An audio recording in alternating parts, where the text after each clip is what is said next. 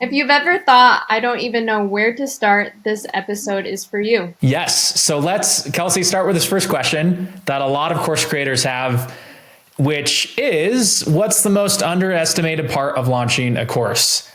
Is it audience building, messaging, validation, or what do most course creators overlook that makes the biggest impact? Okay, I love diving into this because this question is huge, and oftentimes it stops potentially successful course creators from just getting started because they drag their feet for months, weeks, years, all that stuff. I find what I've seen over the years working with dozens and dozens of course creators with our agency or in consulting is that it typically comes down to audience building and whether people will pay for the course. So that's validation basically. So audience building, breaking that down real fast with what I've seen is we've seen a mix of two types of clients we work with.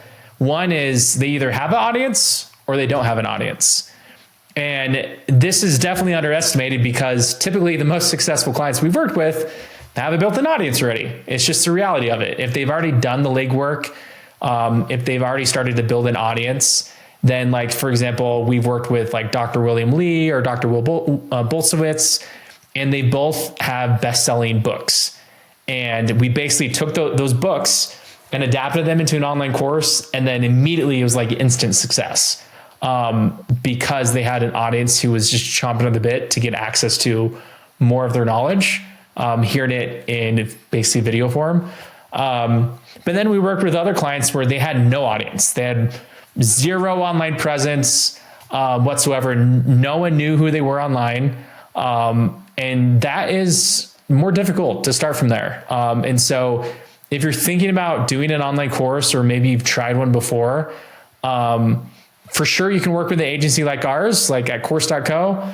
But what we often recommend is start the process as soon as possible of building an audience. And that looks like identifying one audience you want to serve, one type of course you want to offer them eventually, and then building that audience starting on one platform. It may be YouTube, LinkedIn, Instagram, right? And so those are definitely some very underestimated areas to focus on. It doesn't mean you can't be successful with having no audience and launching to them with the course, but it's definitely very important to consider audience building as like almost step one. Yeah, anything to add to that, Kelsey? What you've seen? Where a lot of clients come in with maybe a little bit of false expectations because there is such a lucrative opportunity in course creation. However, if you come in with not a big audience, it can still happen. It just takes a bit longer and a bit more effort in the beginning. But we've had clients do that. Didn't Jamie McGuire do that? She came in with not a lot of... She had a bigger audience, like the unique opportunity for her. So Jamie is basically a skin health expert. And on Instagram, as we started working with her, she actually, through her own efforts, she started to go viral on Instagram, and her following quickly grew, where the engagement and like comments and impressions on just her Instagram posts, as simple as they were, just shot from her phone, nothing super like high production, allowed her to grow much faster. And so the audience building, like that created the biggest leverage. And then she also got interviewed on some more like well-known podcasts as well to share her expertise on skin health. And so maybe not in her case, as we worked with her, but we saw success in a big part because she had spent years in a lot of ways serving clients directly one-on-one with their practice, but then sharing her expertise and her journey on Instagram. And so it doesn't need to start with you don't need to go film with a professional camera and overthink what you're doing. Just create one channel to talk to your target audience. And actually hit on that too. And this deals with the validation side that's underestimated is, and you hit on it, Kelsey, is like expectations is huge. a lot of clients who want to work with the course creation agency have big dollar signs in their eyes because they're like, this colleague, or I saw this ad and this person made millions of dollars with their online course, and I want to have that passive income and to make, loads of money, and I'll do this in my life. It's, hey, like, that's great and all, but every course creator started at zero. They started with zero customers knowing what product they're going to offer with their course, maybe zero like followers on social media. I think of like Danielle Leslie, who we've done a lot of work with over the years. She actually teaches people with the course how to launch a course. So Course About Courses. And her first launch, I think, had like a couple sales. And she is more just an opportunity to validate. She had no following. And now she has like hundreds of thousands of people on her email list. She's launched other programs and products, and she has a much bigger following across social media. But before all that, before she made millions with just online courses, she only sold a couple course sales for like a lower ticket price. So you've got to start somewhere, and you've got to validate early. And if you don't validate early, you don't start to build just like your audience of like one or a couple people, then your course is not going to work. And so we definitely prioritize that and focus on that as fast as possible with here at the course company. But it's definitely an expectation to have in place is like, don't expect millions of dollars in your first launch. Have realistic expectations that, like any product you're going to launch in your business, an online course is not a get rich quick solution, and it's going to take effort to go through the proper processes for product market validation and building an online business around it. Yeah, I definitely think also hitting on a niche in social media or in your market, nailing down a niche that is a bit unique is going to make you stand out a little bit rather than just talking to a broad audience. So I also think that's pretty important. So as far as launching a course, definitely messaging, audience building, and validation is going to be key. As far as starting to sell your course, what are some efforts that you find work really well? Is it pre-sales? How do we avoid launching to crickets? Anything that comes to mind there? Yeah.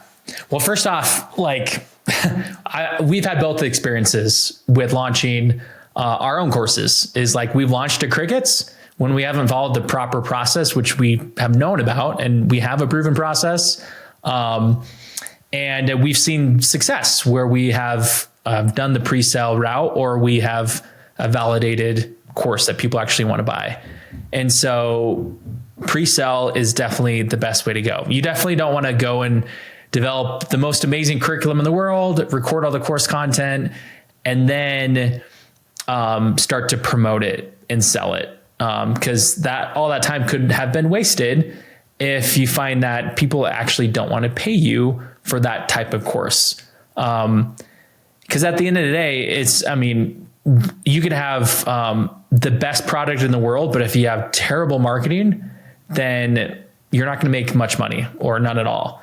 It's actually should be the other way around, where your marketing should be the most effective and your messaging around what you do, how you can help others. And then your product could be like, honestly, it could be mediocre, but if you have effective marketing, it can sell. But if you're an expert and you've helped people before, and you know you can help even more people with an online course, then of course your product is going to be high value, high quality.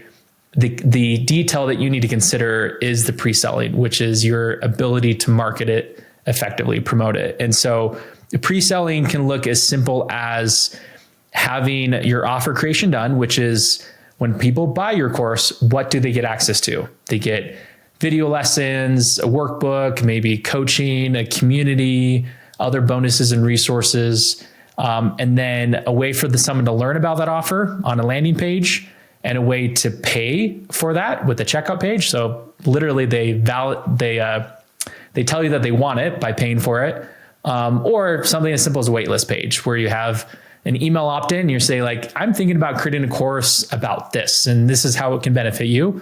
Are you interested? If you are, put your name and email in, and I'll share more details soon. And then you can share it in email. So it's really, you get a pre-sale, like a pre-sale of a book. You get people to actually pay early access, or you get their email and they just show some interest. And that can be a way to start to validate and pre-sell your course before you go to do all the extra effort of creating all the content. Yeah, I definitely think that pre-sales is obviously another form of validation. And I think also the best way to start selling your course, like you said, is to be willing to adapt it. If you're not getting very many bites or not a lot of interest, then you can take a look at your funnel metrics and see where people are getting hung up on. Maybe it's messaging, maybe you're talking to too broad of an audience, and being able to kind of adapt, because your first course is always somewhat of an iteration.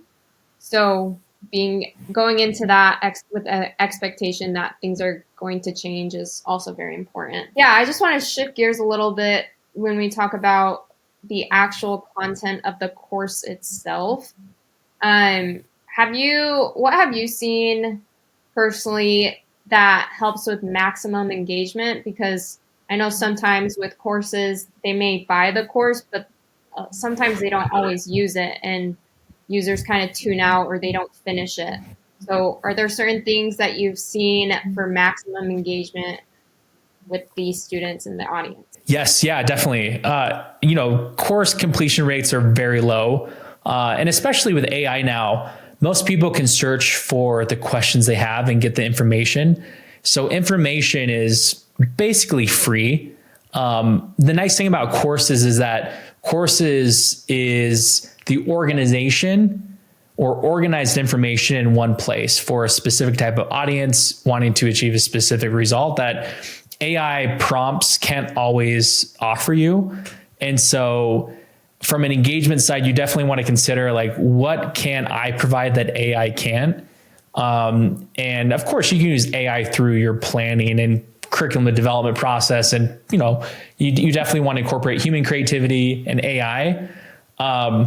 But also consider your audience on like, do they need a long form training or something that's bite-sized, that's less than 5 minutes, and ignoring the fluff, getting right to the point, and actually giving them practical action-based strategies and ideas based on what you're teaching, and not just making it another talking head video lesson or another PowerPoint. And so consider that, and also consider more mini courses at times too, where people are busy. They don't have 30 hours to go through a 30-hour video course. Maybe they have 1 hour and then you want to accomplish one specific win and outcome. And so giving more bite-sized accomplishments in smaller form courses is a good way to maximize engagement. And one other way too is what I often, you may have heard it, but people can find information, but they need implementation. And so implementation often comes in two forms. One is consulting or coaching, and then two is in services. So like a done for you service. And because information's free, but implementation is hard. People need accountability. And so if you find that you're trying to figure out how to make a course that stands out and people engage with, consider structuring an offer that not only includes like pre-recorded lessons, but coaching or consulting opportunities where people can meet with you and interact with you and get direct one-on-one or group coaching opportunities on a live call. And that allows people to get more actionable advice that feels more personalized versus just a generic course that they go through on their own. And they kind of lack the implementation.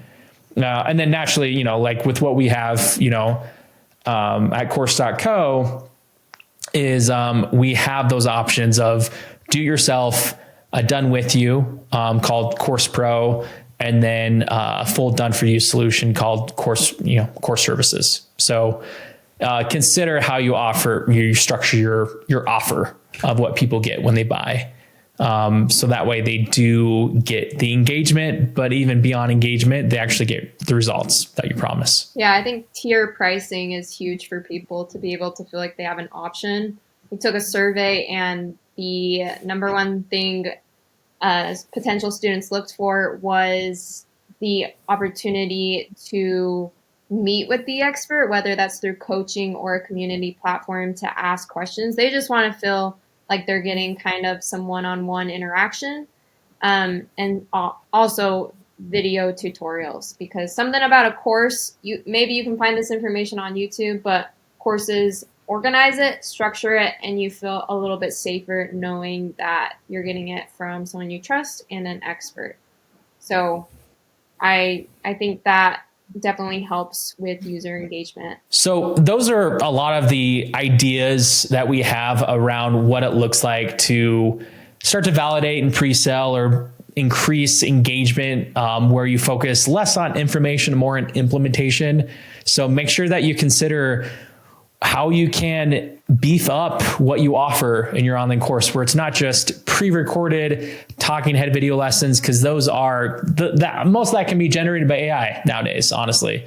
So how can you stand out and make a course that people actually can get value and results from? And a big part of that is the action-based stuff, the implementation. So consider offering consulting and coaching, or a service that you can recommend. And so in doing so, let us know what you think. Are there areas of this process that you struggle to do that you're still exploring for yourself in your course creation process? Comment down below on where you are in this, and we're happy to help. If you take one thing away from today's episode, it's that there is no one-size-fits-all approach when it comes to course creation. But asking the right questions does put you ahead of about 90% of people who never launch. So thanks so much for listening to Course Creation Made Easy, and we'll see you next time.